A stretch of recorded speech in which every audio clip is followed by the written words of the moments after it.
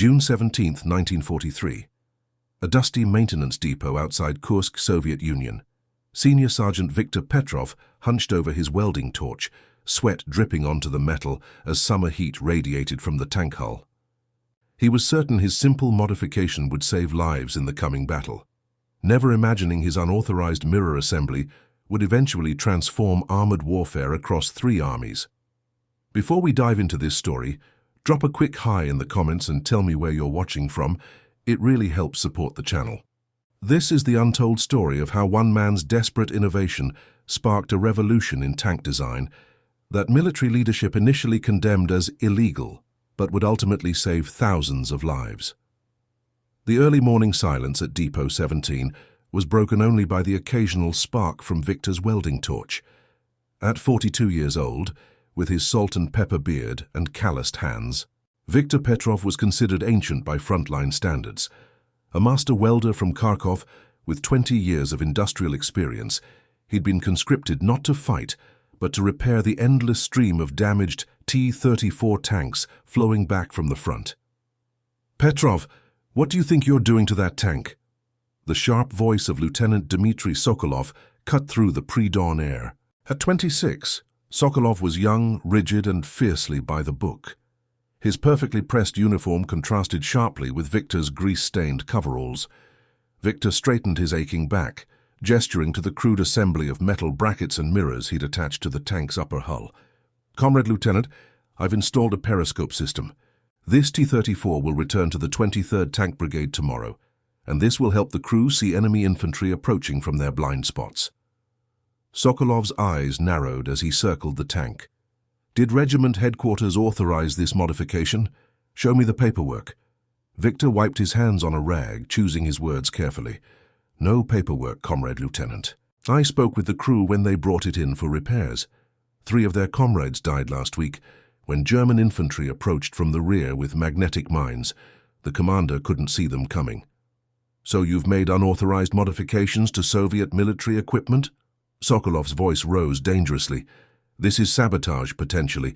Remove it immediately. With respect." "Comrade Lieutenant," Victor continued, "I've designed periscope systems for industrial applications for 15 years. This doesn't compromise the tank's structure or operation. It simply gives the crew better visibility using mirrors." Sokolov snatched the clipboard hanging from the tank's side, scribbling furiously. "I'm reporting this to Major Baranov. In the meantime, that tank isn't leaving this depot until those illegal modifications are removed. Understood?" Viktor nodded slowly, but as Sokolov marched away, he made no move to dismantle his creation. As the sun rose over the horizon, casting long shadows across the depot, Viktor knew the German offensive was coming.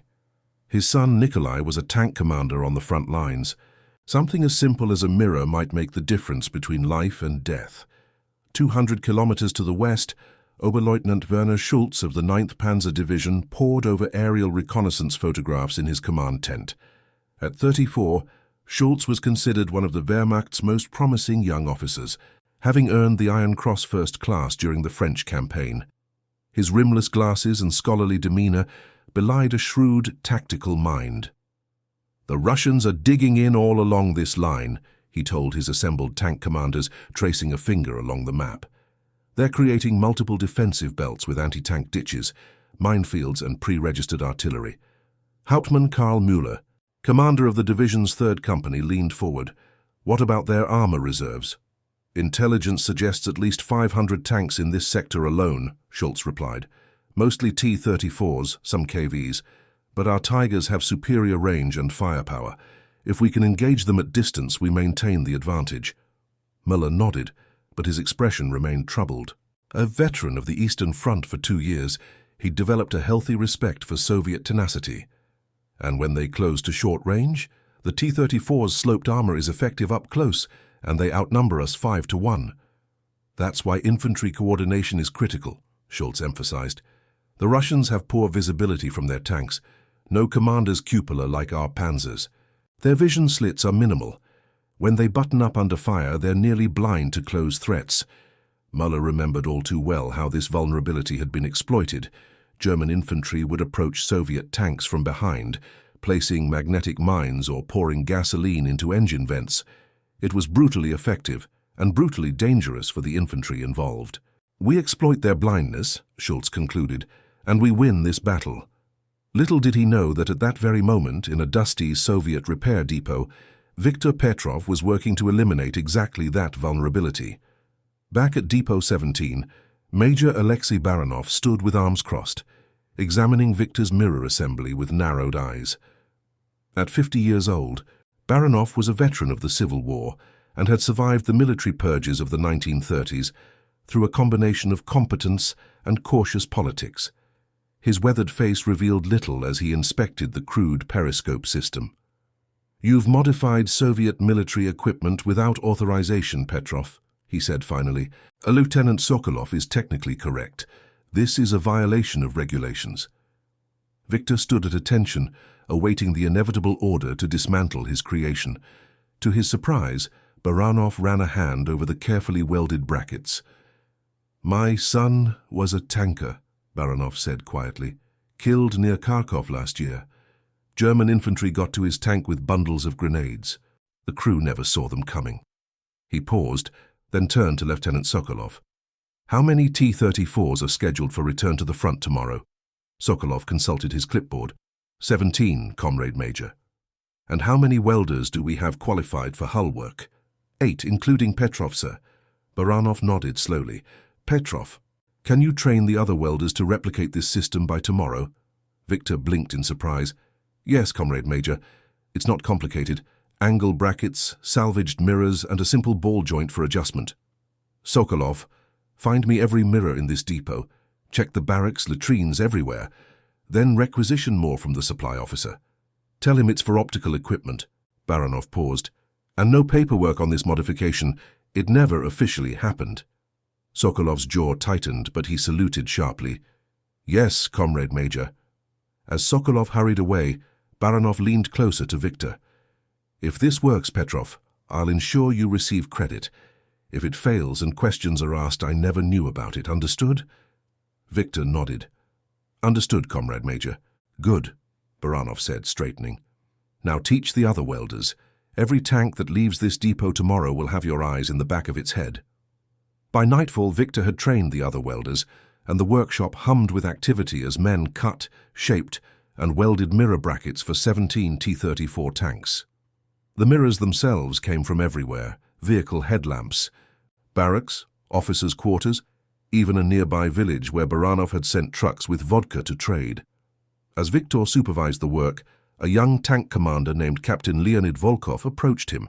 Volkov, only 24 years old, had already been decorated twice for bravery. His face bore the burn scars from a previous tank fire. "So you're the welder responsible for these," Volkov said, examining a mirror assembly being fitted to his tank. "What made you think of it?" Viktor explained his inspiration: industrial periscope systems he'd designed before the war, combined with stories from returning tank crews about their vulnerability to infantry attacks. Volkov nodded thoughtfully. "I've lost 2 tanks to infantry I never saw coming, if this works." He extended his hand. "Thank you, Petrov. Not many rear echelon workers understand what we face out there." Viktor shook the younger man's hand firmly. "My son Nikolai commands a T-34 with the 3rd Guards Tank Army. Anything that might keep him alive is worth trying." "Nikolai Petrov?" Volkov asked, eyes widening slightly. "With the 115th Tank Brigade?" Viktor nodded, a father's pride evident in his expression. "That's him. Do you know him?" "We trained together at Kazan," Volkov replied. "He's a good man, a skilled commander. I'll look for him when I get back to the front." "Tell him his father is keeping busy," Viktor said with a sad smile. "And watch your own back out there." Volkov nodded gravely. "With your mirrors, perhaps I finally can." July 5th, 1943. The air thundered with the sound of hundreds of artillery pieces as Operation Citadel, the German summer offensive, began. In his T-34 tank, Captain Nikolai Petrov peered through his vision slit at the apocalyptic scene before him. The horizon was an unbroken line of fire and smoke as German shells pounded the Soviet forward positions. "Gunner, identify targets," Nikolai ordered, his voice steady despite the chaos. Driver, be ready to move on my command. At 23, Nikolai was already a veteran, having fought from the gates of Moscow to the ruins of Stalingrad. His crew, gunner Ivan Sorokin, loader Mikhail Petrov, no relation, driver Pavel Kuznetsov, and radio operator Andrei Markov, had been together for 6 months, an eternity in tank warfare. "Commander," Pavel called from the driver's position, "something odd on our tank. There are mirrors mounted on the hull exterior, 3 of them, on brackets." Nikolai frowned. "Mirrors? Are you certain?" "Yes, Commander. I noticed them during pre-battle inspection, but with the artillery barrage starting, there wasn't time to report it." Nikolai was about to dismiss this as unimportant when the first wave of German armor appeared through the smoke. "Enemy armor front! Panzers! 1,000 meters!" The battle was joined, and for the next hour, Nikolai's world narrowed to the mechanics of survival. Identify target, order range, confirm gunner's aim, fire, assess damage, repeat. Their T-34 shuddered with each shot from its 76mm gun, the interior filling with acrid smoke despite the ventilation. By mid-morning, they had destroyed 2 Panzer Mark IVs and were maneuvering to flank a massive Tiger tank when Andrei suddenly shouted, "Infantry behind us!" Nikolai instinctively turned to look, forgetting for a moment that his vision from the commander's position was limited to the front and sides. Then he remembered the mysterious mirrors. Shifting position, he caught sight of a reflection in one of the angled mirrors, visible through his vision slit. The mirror revealed a group of German infantry approaching from their rear quarter, carrying what appeared to be magnetic mines. In normal circumstances, Nikolai would never have seen them until it was too late. "Driver, reverse, hard left," Nikolai ordered. "Radio operator, machine gun ready." Pavel slammed the tank into reverse, the tracks throwing up clouds of dust as they pivoted. The sudden movement caught the German infantry by surprise. Andrei opened fire with the rear-facing machine gun, scattering the attackers. 2 fell immediately, while the others retreated to the cover of a nearby shell crater. "Commander, what did you see?" Pavel asked, his voice tense. "How did you know they were there?" Nikolai was staring at the mirror in amazement. "The mirrors, Pavel. They're periscopes. They let me see behind us." A sudden realization struck him. My father. This has to be my father's work. There was no time to dwell on this revelation. The battle raged on, but throughout the day the mirrors repeatedly proved their worth. Twice more Nikolai spotted German infantry approaching their vulnerable rear, and each time they were able to reposition before they could be attacked. By nightfall, as they withdrew to rearm and refuel, Nikolai noticed other T-34s with identical mirror systems. He approached Captain Volkov, whose tank was parked nearby. "Your father sends his regards," Volkov said with a grin, pointing to the mirrors on his own tank. "These saved our lives today. 3 times we spotted Germans trying to approach from behind." "Same for us," Nikolai replied, running a hand over one of the welded brackets. "How many tanks have these modifications?" "Everyone from Depot 17, Volkov answered. 17 tanks in total. Your father organized it all. Against regulations, I might add." Nikolai shook his head in wonder. "That sounds like him. Always solving problems, regulations be damned." "The real question," Volkov said, his expression growing serious, "is how long before the commissars notice and start asking questions about unauthorized modifications." The answer came sooner than either of them expected. The next morning, as their tanks were being refueled and rearmed, a black staff car arrived at the brigade's position. A tall, stern-looking colonel from Stavka, the Soviet High Command, emerged, accompanied by 2 NKVD officers in their distinctive blue caps. Colonel Grigory Zhuravlev had been sent from Moscow to observe and report on the opening phase of the battle. At 48, he was known as a methodical, by-the-book officer with connections to the highest levels of Soviet leadership. When he'd noticed the unusual mirror assemblies on several tanks, he'd immediately demanded an explanation. Brigade Commander Colonel Ivan Konev, who had only just learned of the modifications himself, stood uncomfortably as Zhuravlev examined Nikolai's tank. "Who authorized these modifications?" Zhuravlev demanded, his voice cold. "I take full responsibility, Comrade Colonel," Konev replied, though it was clear from his expression that he'd had nothing to do with it. They were installed during maintenance at Depot 17.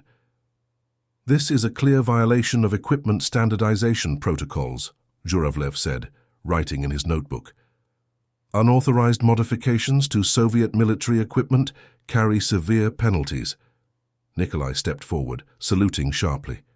"Comrade Colonel, if I may speak." Zhuravlev regarded the young tank commander with narrowed eyes. "Identify yourself." "Captain Nikolai Petrov, Commander, 3rd Battalion, 115th Tank Brigade." "Proceed, but briefly." Nikolai gestured to the mirrors. "These modifications saved my tank and crew yesterday. German infantry attempted to approach with magnetic mines from our rear blind spot. The mirror system allowed us to spot them and react in time." Zhuravlev's expression remained impassive. "One anecdotal success does not justify violating equipment protocols, Captain." Captain Volkov stepped forward. "Sir, it wasn't just one tank. Every T-34 from Depot 17 with these modifications reported similar experiences. By my count, these mirrors helped us preserve at least 12 tanks and crews that would otherwise have been vulnerable." A murmur of agreement rose from the assembled tank commanders. Zhuravlev looked from face to face, his expression unreadable. "I want a complete report on every instance where these modifications affected battle outcomes," he said finally. "Names of crew members, detailed accounts, everything, by tomorrow morning." As Zhuravlev returned to his staff car, Nikolai exchanged worried glances with Volkov. "This could go badly for my father," he said quietly. Volkov nodded grimly. "Or it could change tank design across the entire Red Army." 300 kilometers west in the headquarters of Germany's 9th Panzer Division, Oberleutnant Werner Schultz was reviewing troubling reports from the previous day's fighting. 7 failed infantry attacks on T-34s, he told Hauptmann Müller, who sat across the map table. "In each case, the reports state that the Soviet tanks reacted to our infantry's approach despite attacking from the tank's rear blind spots." Müller frowned. Could they have been warned by their own infantry? "Possible, but unlikely given the combat conditions," Schultz replied. "More interesting is that these incidents all involved tanks from the same Soviet brigade." "Equipment modifications, perhaps," Müller suggested. "The Russians are resourceful." Schultz tapped his pencil thoughtfully against the map. "Have our reconnaissance aircraft fly over their repair depots. I want detailed photographs of any T-34s awaiting transport to the front. If they've modified their tanks, I want to know how." By the following afternoon, Schultz was examining aerial photographs with a magnifying glass. His expression changed from concentration to surprise. "Look at this," he told Müller, passing the magnifying glass. "On the hulls of these tanks, those aren't standard fittings." Müller examined the photograph. "Mirrors? They've mounted periscope mirrors to counter their visibility problems." "A simple solution," Schultz said, sounding almost admiring. "Crude but effective. No wonder our infantry attacks failed." "What do we do?" Müller asked. "This eliminates one of our key tactical advantages." Schultz was silent for a long moment, thinking. Then he reached for a piece of paper. "We adapt. If they've solved their visibility problem, we need a new approach." He began sketching rapidly. "And perhaps we should consider similar modifications to our own tanks." Back at Soviet Depot 17, Viktor Petrov was summoned to Major Baranov's office. The major's expression was grave as Viktor entered and stood at attention. "They've noticed your mirror modifications at the front," Baranov said without preamble. "A colonel from Stavka is investigating." Viktor's heart sank. "I understand, Comrade Major. I take full responsibility. The other welders were following my orders." Baranov waved this away impatiently. "That's not why I called you here." He pushed a telegram across his desk. "This arrived an hour ago." Viktor read the message, his eyes widening. "From Colonel Zhuravlev, Stavka Observer, Voronezh, front to Major Baranov, Depot 17. Subject: tank periscope modifications. Immediate production of 50 additional mirror assemblies ordered. Send detailed schematics and construction protocols to Moscow by tomorrow. Creator to report to front for field assessment and consultation." "They want you at the front, Petrov," Baranov said, a hint of a smile appearing. It seems your illegal modification has caught the attention of some very important people. Victor stared at the telegram, scarcely able to believe it. But what changed their minds? Results, Baranov replied simply. 12 tanks and crews saved in a single day of fighting. Even the most rigid bureaucrat can't argue with those numbers. 2 days later, Victor found himself at the headquarters of the 115th Tank Brigade, explaining his mirror system to a group of senior officers, including Colonel Zhuravlev from Stavka. Using diagrams and a demonstration model, he showed how the mirrors were positioned to cover the tank's blind spots while minimizing vulnerability to enemy fire. The key is the angle of the mounting brackets, Victor explained. They're set to reflect the appropriate field of view while presenting minimal target profile to the enemy. The mirrors themselves are standard automotive glass, easily replaced if damaged. Production cost? Zhuravlev asked, examining the prototype. Minimal, Comrade Colonel. Perhaps 30 rubles per tank, using salvaged materials. If purpose-built in a factory, even less. Installation time? Under 2 hours per tank with a trained team, Victor replied. We managed 17 tanks in a single day at the depot. Zhuravlev made notes in his book, his expression thoughtful. And durability? How do they hold up under combat conditions? Before Victor could answer, a familiar voice spoke from the back of the room. They withstand direct combat extremely well, Comrade Colonel. Victor turned to see his son Nikolai enter the room, his uniform dusty from the front lines. For a moment, father and son looked at each other, both struggling to maintain professional composure.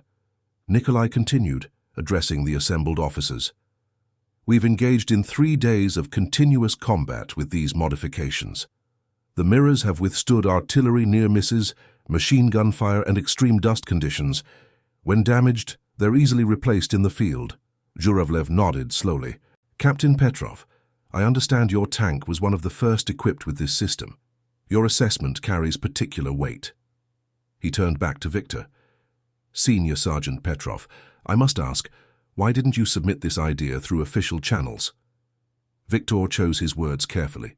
Comrade Colonel, official channels would have required months of review. The German offensive was imminent.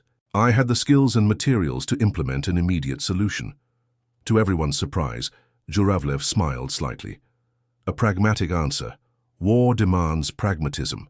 He closed his notebook decisively. I'm recommending immediate implementation across all frontline tank units, beginning with the most experienced brigades. Moscow will want to standardize the design, of course. After the meeting, Victor and Nikolai finally had a moment alone together. They embraced briefly, both men conscious of maintaining decorum in a military setting. Your mirrors saved my life, father, Nikolai said quietly, and the lives of my crew. Victor gripped his son's shoulders, examining his face as if to memorize it. When I designed them, I was thinking of you. I couldn't bear the thought of you out there, unable to see what was coming. The Germans are already adapting, Nikolai told him. They've changed their infantry tactics, approaching from multiple directions simultaneously to overwhelm our observation capability. Then we'll adapt too, Victor said firmly. I'm already working on an improved design with better coverage and protection. Before they could continue, an aide approached. Senior Sergeant Petrov, Colonel Zhuravlev requests your presence. A radio call from Moscow, sir. The next day, in the German lines, Oberleutnant Schultz was examining a captured T-34, paying particular attention to the mirror assembly welded to its hull. Ingenious in its simplicity, he remarked to Hauptmann Müller, who stood beside him. Soviet pragmatism at its finest. Our intelligence suggests they're implementing this across their tank forces, Müller said. Our infantry advantage is neutralized. Schultz nodded thoughtfully. Then we adapt. I've already sent these photographs and diagrams to our engineering section. We'll incorporate similar systems on our panzers with German improvements. Of course. Müller looked skeptical. Our tanks already have superior visibility. The commander's cupola is still vulnerable to attack from certain angles, Schultz interrupted. Every improvement in visibility increases crew survival. Besides, he added with a grim smile, If the Russians thought of this, other armies will too. Better to stay ahead. By August, Viktor Petrov's mirror system had been standardized and was being installed on T-34 tanks across the Eastern Front. The simple innovation had spread even further than he could have imagined. Soviet tankers called them Petrov's eyes and considered them essential equipment. Tank crews would refuse replacement vehicles that weren't equipped with the mirror system. More remarkably, captured examples had made their way to both German and Allied forces. British intelligence reports noted the appearance of similar mirror systems on German Panthers by late August. By September, American Sherman tanks were being retrofitted with comparable periscope systems. In an unprecedented move, Viktor was transferred from his depot assignment to the main directorate of tank production in Moscow, where he headed a small team developing improved visibility systems for the next generation of Soviet tanks. On September 28, 1943, Viktor received a letter from his son Nikolai. "Dear father, our brigade has pushed the Germans back another 30 kilometers this week. The new model mirrors you sent are even better than the originals.